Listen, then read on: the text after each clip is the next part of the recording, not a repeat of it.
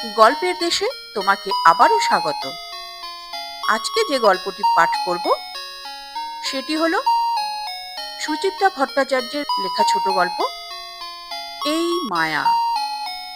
আমার পরম প্রিয় লেখিকা সুচিত্রা ভট্টাচার্যের জন্মদিন উপলক্ষে বিনম্র শ্রদ্ধা জানানোর জন্য এর থেকে ভালো আর কি হতে পারে। তাই লেখিকার প্রতি শ্রদ্ধা এবং সম্মান জানিয়ে গল্প পাঠে আমি দীপালি।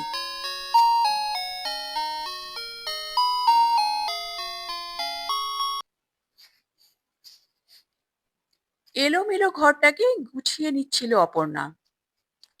এত কিছু পড়ে আছে চারদিকে, ঝুমঝুমি থেকে খসে পড়া ঘন্টি, ফিডিং বোতলের চ্যাপ্টা ক্যাপ, বেবি পাউডারে খালি একখানা কৌটো, বোতল পরিষ্কার করার ঝিরিঝিরি ব্রাশ, আরো কত কি যে। শেষ মুহূর্তে দোনামোনা করে কিছু জিনিস ফেলেও রেখে গেছে মিমি। গোটা কয়েক তোয়ালে ন্যাপি, ফোম লাগানো মোটা প্লাস্টিক, বেশ কিছু কাঁথা। পরে আবার এলে কাজে লাগবে। খাটের বাজু থেকে কাঁথাগুলো তুলে ভাঁজ করলো অপর্ণা। আলমারি খুলে তুলে রাখলো তাকে। মেঝেতে পড়ে থাকা তুচ্ছ জিনিসগুলো কুড়োলো একটা একটা করে। ওয়েস্ট পেপার বাস্কেটে ফেলতে গিয়েও কি ভেবে রেখে দিল ওয়ার্ড্রোবের মাথায়। আর চোখে একবার দেখে নিল আর্যকে। চোখে হাত চাপা দিয়ে আর্য ইজি চেয়ারে আধশোয়া। কি যেন চিন্তা করছে। অপর্ণা গলাটাকে খানিক তরল করে বলল, হলো কি তোমার? একেবারে ধন্ধ মেরে গেলে যে। আর্য চোখ থেকে হাত সরালো না, শরীরটা সামান্য নড়ল। কি ভাবছো তখন থেকে? কিছু না। মন খারাপ? মন খারাপ হবে কেন? এমনি। অপর্ণা মুচকি হাসল। আর্য চিরকাল বড় চাপা, সহজে কারুর কাছে হৃদয় খোলে না। নার্সিং হোম থেকে সদ্যজাত নাতনিকে নিয়ে সোজা বাপের বাড়ি এসেছিল মেয়ে। ছিল প্রায় 4 মাস। একটুক্ষণ আগে ফিরে গেছে শ্বশুর বাড়ি। এই সময় মন খারাপ হতেই পারে, তবু সেটা মুখ ফুটে স্বীকার করবে না আর্য। 28 বছরের পুরনো স্ত্রীর কাছেও না। অপর্ণা অল্প খোঁচালো। যা ধরে রাখা যায় না তার জন্য কষ্ট পেয়ে কি লাভ? এতক্ষণে চোখ খুলেছে আর্য। ইজি চেয়ারের হাতল থেকে চশমা খুলে পরে নিল। বসেছে টান টান। কষ্ট পাবো কেন? আমি শুধু ওদের আক্কেলটার কথা ভাবছিলাম। কি রকম? পৌঁছে এখনো একটা ফোন করলো না? করবে। এত ব্যস্ত হওয়ার কি আছে? এতদিন পরে গেল, হয়তো কত লোক এসেছে, কত হইচই। বাহ, চিন্তা হয় না? ওইটুকু একটা বাচ্চা নিয়ে এতটা পথ গেল, চারিদিকে ভিড় জ্যাম। যাদবপুর থেকে সল্টলেক এমন কিছু দূর নয়। অপর্ণা খাটে বসলো, হাসিটাকে ধরে রেখেছে মুখে জোর করেই। বলল, ভিড় জ্যাম কিছুই পড়বে না। বাইপাস দিয়ে হু হু করে ট্যাক্সি চলে যাবে। সেই কথাই তো ভাবছি। আর্যর চোখ সিলিং এ ঘুরল। এখান থেকে 5:15 বেরোলো, এখন বাজে 7টা। পই পই করে বলে দিলাম, পৌঁছেই একটা টেলিফোন করিস। মিমিটার নয় সেন্স নেই, শ্যামলও তো একটা ফোন করতে পারতো। This is bad, awfully bad. করবে গো, করবে। অত ছটফট করছো কেন? তোমার আবার সবকিছুতেই বাড়াবাড়ি। মেয়ে জামাই নাতনির জন্য দুশ্চিন্তা করা বাড়াবাড়ি? এ কথা বলতে পারলে? অপর্ণার হাসি নিভে গেল। 4 মাস ধরে ভরভরন্ত বাড়িটার শূন্য দশা পলকে যেন আরো ভারী হয়ে গেল। কার্তিকের শেষ এখন। বাতাসে আলগা হিমের ছোঁয়া। অপর্ণার বুকেও একটা হিম হিম ভাব চারিয়ে যাচ্ছিল। একটা শিশু, একটা নবীন প্রাণ, কতটা যে উত্তাপ এনে দিয়েছিল ঘরে। অপর্ণা বিড়বিড় করে উঠল, ওরা আমাদের ধার করা সুখ দুঃখ সুদে আসলে ফেরত দিয়ে দিয়েছি, দুশ্চিন্তা করে কি হবে? মিমিও আমাদের নয় বলছো? নয়ই তো। মেয়ে কবে আপন হয়? কথাটা বলেই অপর্ণা সংশোধন করে নিল নিজেকে। ছেলে থাকলেও অবশ্য এমন কিছু আপন হতো না, তার সংসারও পরের সংসারই হতো। ছেলেই বলো, মেয়েই বলো, বড় হয়ে গেলে সব্বাই পর। আর্য মলিন হাসল। তুমি বড় নিষ্ঠুর অপর্ণা। তোমার মেয়েও তাই এত নিষ্ঠুর হয়েছে, বাবার মন বোঝে না। বুঝেই বা কি করতো? বিয়ে থা না করে সারা জীবন বাবার মুখের দিকে তাকিয়ে বসে থাকতো? তাতে কি তুমি খুব পুলকিত হতে? মেয়ের বিয়ের জন্য তো তুমিই বেশি হাঁচড় পাঁচড় করেছিলে। মেয়ের বিয়ে না হোক সে কথা তো বলিনি, তবুও তবুটা যে কি অপর্ণাও বুঝতে পারছিল। স্বামীর মুখ দেখে ভারী মায়াও হচ্ছিল তার, তবুও এই মুহূর্তে একটু ঠাট্টা ছোড়ার লোভও সামলাতে পারল না। মাথা নেড়ে বলল, আজ খুব বাবা নিষ্ঠুর এসব কথা মনে পড়ছে। নিজে কি করেছিলে ভুলে গেছো? আর্য ভুরু কুঁচকলো। কি করেছিলাম? আমাকেও তো তুমি বাবা মার কাছ থেকে কেড়ে নিয়ে এসেছিলে স্যার। আর্য ঘুরে তাকালো। মিমি যখন হলো, আমি যখন হাসপাতাল থেকে সোজা বাপের বাড়ি গেলাম, কদিন তুমি আমাকে থাকতে দিয়েছিলে সেখানে? 1 মাস যেতে না যেতেই কানের কাছে প্যান প্যান, বাড়ি চলো বাড়ি চলো, মনে আছে? মিমি তো তাও 4 মাস রইল, আমাকে 2 মাস থেকেই চলে আসতে হয়েছিল। মেয়ে নিয়ে যখন শ্বশুর বাড়ি ফিরলাম, তখন আমাদের নিরাপদে পৌঁছানোর সংবাদ কতদিন পর বাবাকে দিয়েছিলে মশাই? খবর না পেয়ে বাবাই 3 দিন পরে ছুটে এসেছিল, মনে পড়ে? তখন তো খুব বলেছিলে ওটা আমার বাবার বাড়াবাড়ি। আর্য অসহায় মুখে হেসে ফেলল। সত্যি মেমোরি বটে। দাও, সিগারেটের প্যাকেটটা এনে দাও। সিগারেট দেশলাই এখন এ ঘরে আর থাকে না, থাকে ড্রয়িং রুমে টিভির মাথায়। 4 মাস ধরে ফ্ল্যাটে অদৃশ্য নো স্মোকিং বোর্ড ঝুলছে। পাছে নিজেই আর্য অন্যমনস্কভাবে স্বেচ্ছারোপিত নিষেধটা ভুলে যায়, তাই এই স্থান বদল। অপর্ণা সিগারেট আনতে উঠল না, বলল, না এখন সিগারেট খেতে হবে না, কদিন ধরেই খক খক কাশছো। সিজন চেঞ্জের সময়, এখন তো একটু সর্দি কাশি হবেই, তা বলে সিগারেট খাওয়া বন্ধ করতে হবে নাকি? বন্ধ না করো, অন্তত কমাও। মেঘে মেঘে 50 পেরিয়ে গেল, সে খেয়াল আছে? সবই খেয়াল আছে ভাই। কথায় কথায় আর্য অনেকটা সমে ফিরেছে। হাসি মুখে বলল, বাড়িতে এখন দিনে রাতে কটা সিগারেট খাই? সে কি স্বাস্থ্যের কথা ভেবে না আমার কথা শুনে? অপর্ণাও হাসছে ফিক ফিক। ফুটফুটটি খুব জব্দ করেছিল দাদুকে।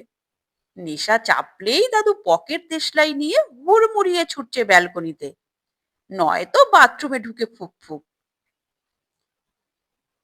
সে তো তোমার নেশাও ছুটে গেছিল। আমার আবার কি নেশা? অপর্ণা চোখ ছোট করলো। টিভি, বোকা বাক্স, সকাল সন্ধে সিরিয়াল গেলা নেই, সিনেমা দেখা নেই, অন্তাক্ষরী নেই। নাতনি একেবারে কান ধরে বসিয়ে রেখেছিল সামনে। আর তুমি, তুমি কি করতে?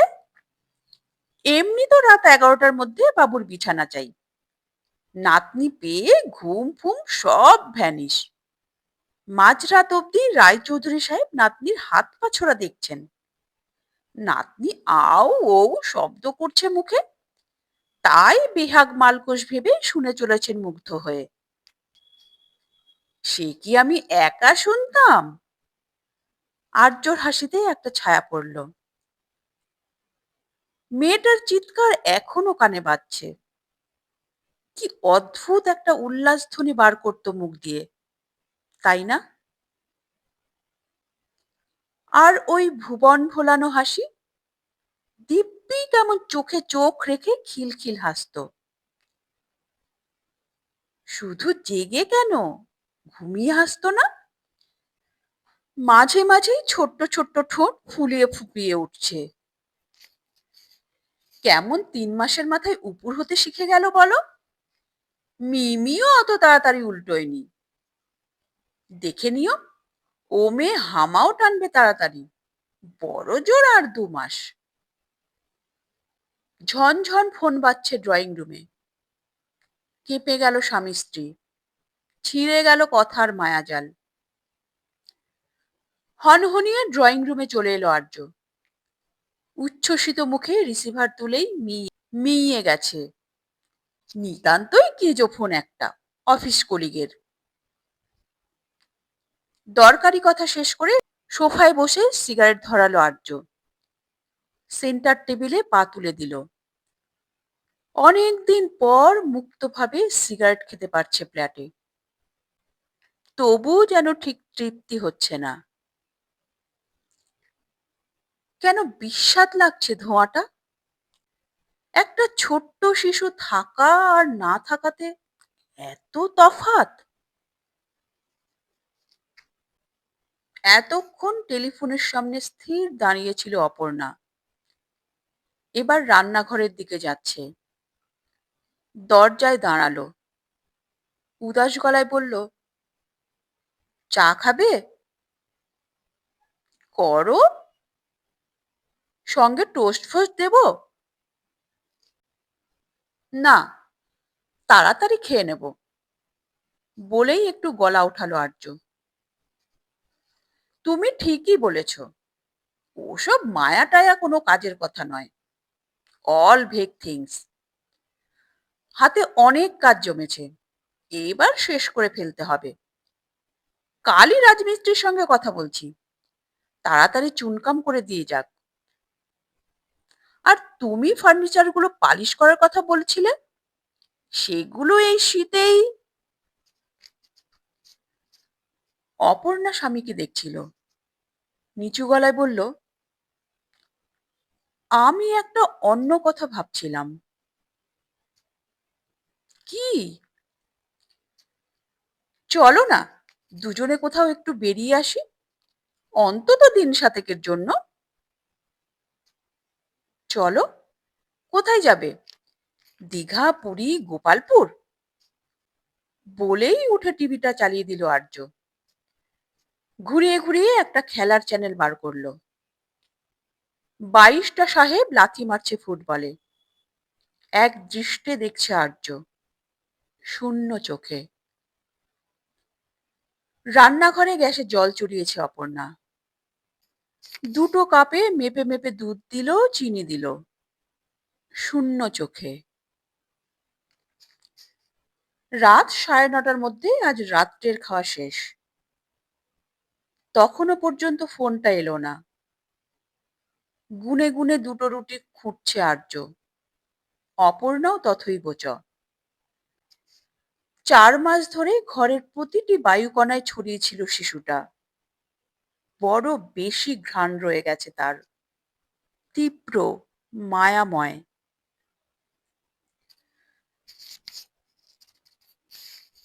রান্নাঘরের বাসনকোসন গুছিয়ে ড্রয়িং রুমে এসে অবাক হলো অপর্ণা।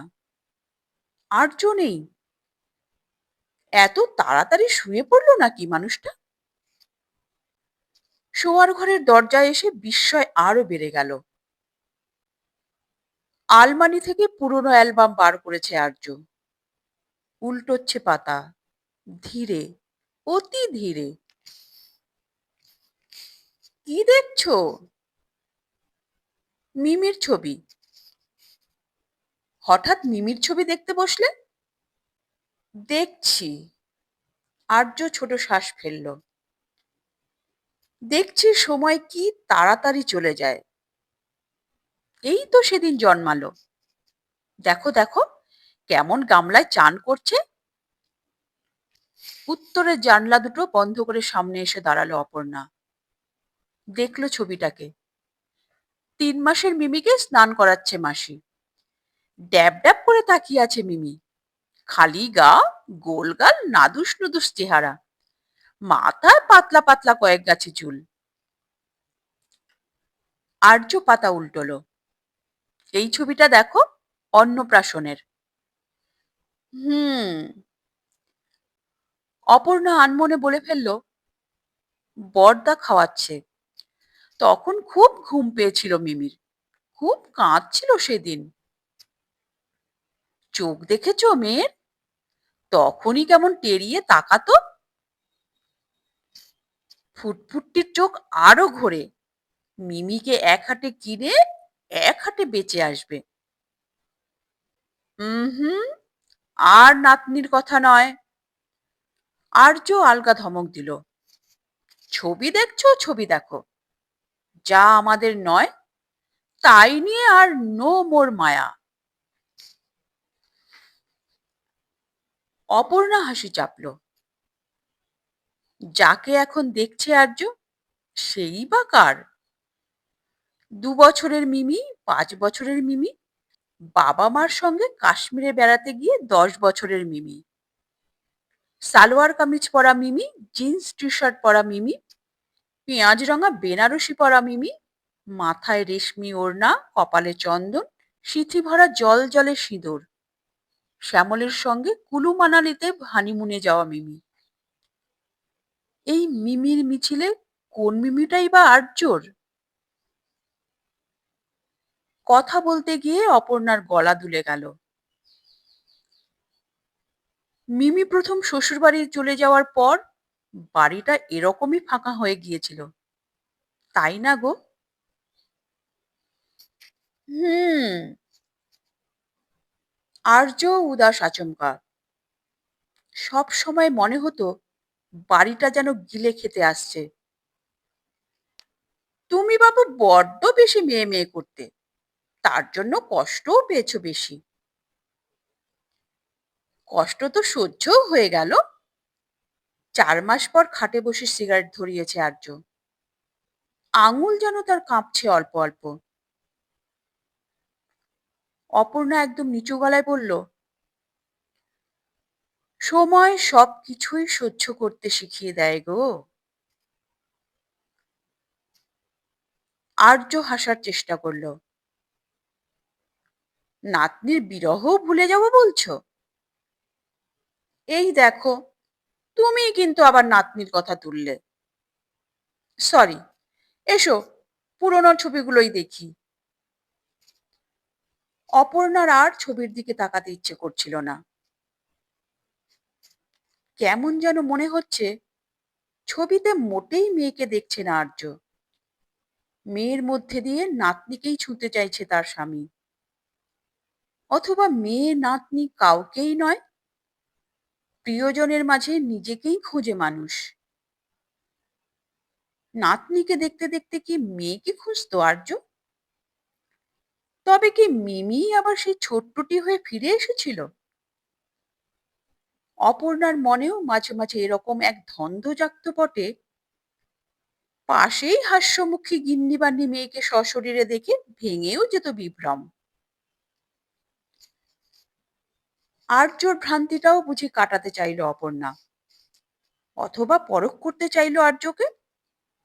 বেশ জোরেই বলে উঠল, মিমির মেয়েও দেখতে দেখতে এরকম বড় হয়ে যাবে। ঝপ করে অ্যালবাম বন্ধ করলো আর্য। শব্দ করে আলমারি খুলে রেখে দিল সবকটা অ্যালবাম। পাঞ্জাবি খুলে খাটের বাজুতে রাখলো। বিছানায় শটান শুয়ে বলল, তাহলে কাল অফিসে গিয়ে টিকিটটা করাতে দিয়ে দি।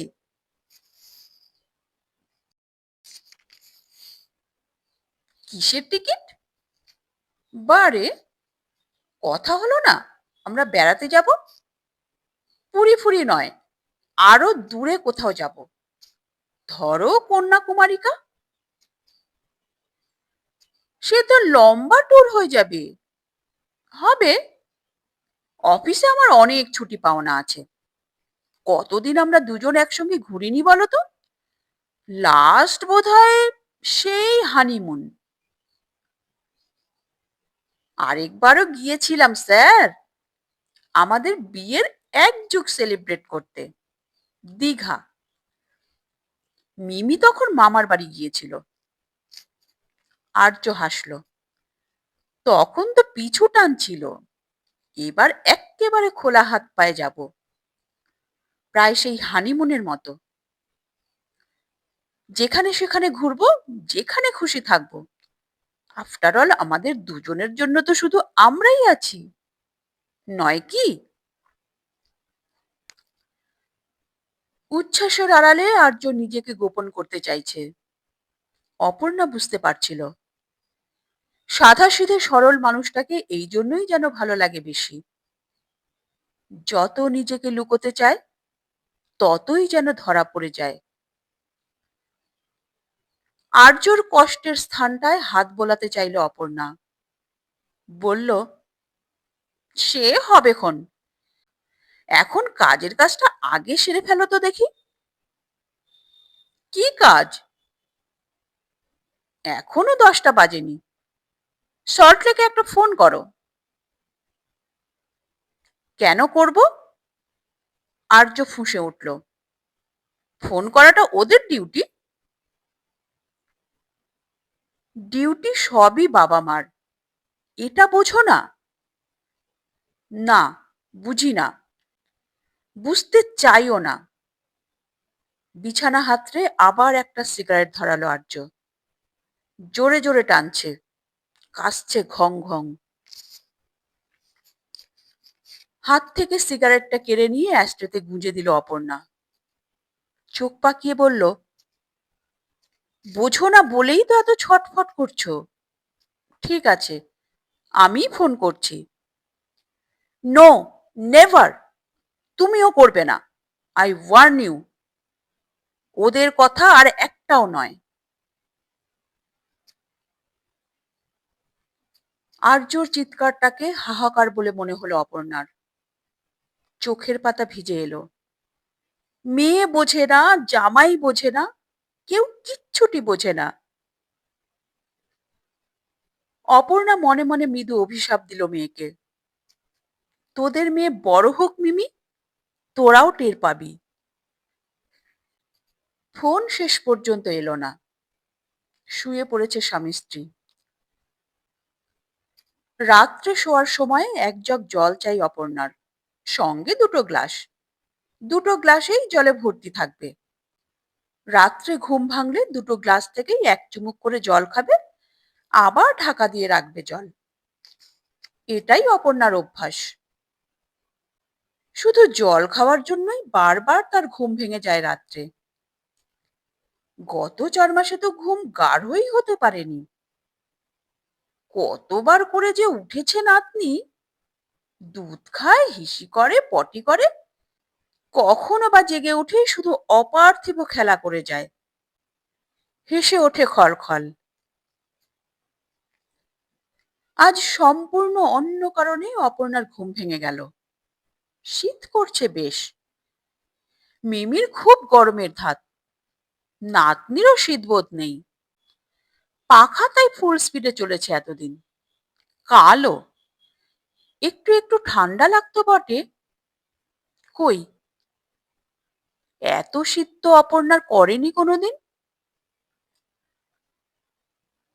অপর্ণা শুয়ে শুয়েই মশারির জালে রাখা বেড সুইচ টিপল। আলো জ্বালতেই চমকেছে সামান্য। পাশে আর্য, 4 মাস পর। ঈষৎ কুঁকড়ে শুয়ে আছে। বিছানা থেকে নেমে পাখা 2 পয়েন্ট কমিয়ে দিল অপর্ণা। দুটো পাতলা চাদরও নিয়ে নিল বিছানায়। মুখে জল পড়ে আবার শুতেই আরো চমকেছে অপর্ণা। জেগে আছে আর্য। অপর্ণা কোঁত করে গিলে নিল জলটা। কি হলো, ঘুমোওনি? ঘুম আসার উপায় আছে? তোমার আক্কেলটা দেখছিলাম। আমি আবার কি করলাম? এত জোরে ফ্যান চালিয়ে শুতে রোজ? বাচ্চাটার যে নিউমোনিয়া হয়ে যায়নি, এটাই আশ্চর্য। অপর্ণা আলো নিভিয়ে দিল।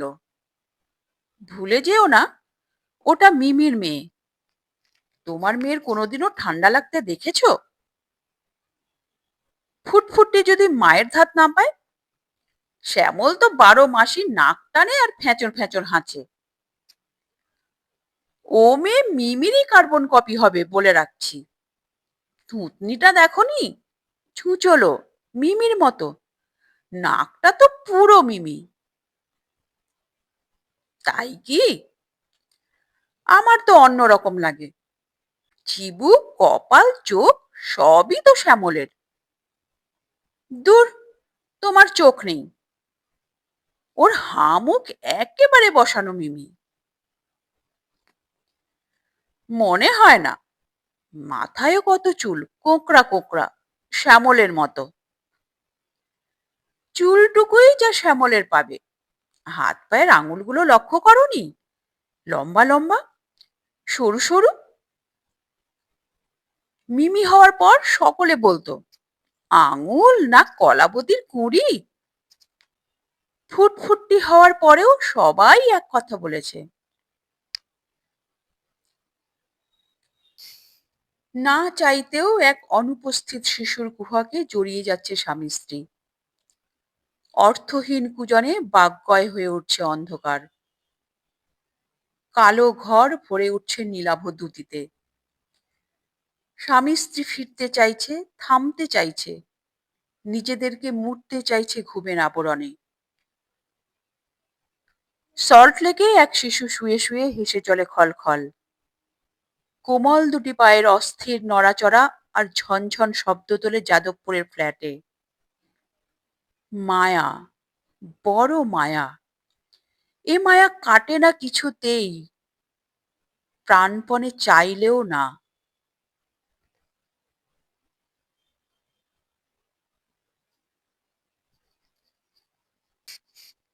নমস্কার। গল্পের দেশের আজকের এই নিবেদন কেমন লাগলো তা কমেন্ট করে অবশ্যই জানাবে। ভালো লাগলে লাইক করে দিও এবং তোমার প্রিয়জনদের সঙ্গে প্রচুর প্রচুর প্রচুর শেয়ার করো এবং আরো এই ধরনের নিত্য নতুন অডিও স্টোরি শোনার জন্য চ্যানেলটির সঙ্গে জুড়ে থাকো। চ্যানেলে যারা নতুন এসছো তারা চ্যানেলটিকে সাবস্ক্রাইব করে বেল আইকনটি প্রেস করে রাখো যেন পরবর্তী নোটিফিকেশন সবার আগে তোমার কাছে পৌঁছায়। তোমরা গল্প শোনার পাশাপাশি যারা কুকিং এ ইন্টারেস্টেড তারা মায়ের আদরে রান্না নামে আমার একটি কুকিং চ্যানেল আছে, তোমরা চাইলে সেখানে ভিজিট করতে পারো। আর অনেক ভালোবাসা নিয়ে অপেক্ষা করো আমার পরবর্তী গল্পের জন্য। তাহলে পরবর্তী এপিসোডে আবার দেখা হবে। ততক্ষণের জন্য সবাই সুস্থ থেকো, ভালো থেকো, নিজেদের খেয়াল রেখো। নমস্কার, ধন্যবাদ।